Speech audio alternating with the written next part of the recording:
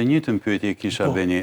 Raportet e VMRO-s me SNS-n apo me presidentin Vučić. Të mos harrojmë për ata që na ndjekin që zëvendës kryeministri i Maqedonisë së Veriut, përgjegjës për marrëveshjen e Ohrit, është një serb, ndonse komuniteti serb është tejet minimal krahasuar me shqiptarët që e kishin atë deri në qeverinë e kaluar.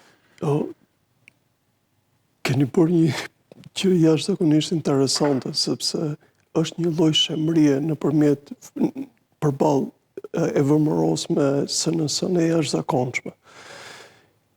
Ju e dini që pala serbe gjithmonë e ka pasur VMRO-n, e ka pasur aleate shumë të mirë, sepse VMRO-ja ka qenë kundër NATO-s.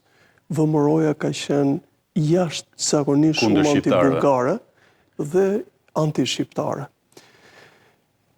Çfarë ndodhi më vonë?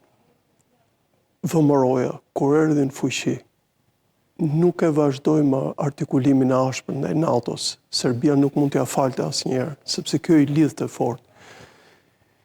Serbia, siç u thash pak më parë, nuk ka për të harruar kur poshtrimin që i ka bërë në 1913 në Bullgaria. Është thellë sepse Serbia dhe ADN-n e tyre. Serbia luan shumë me ADN-n.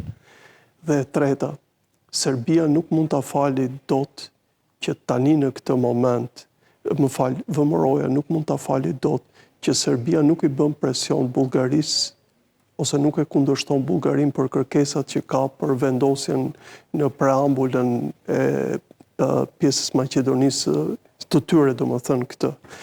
Dhe çka dua të them?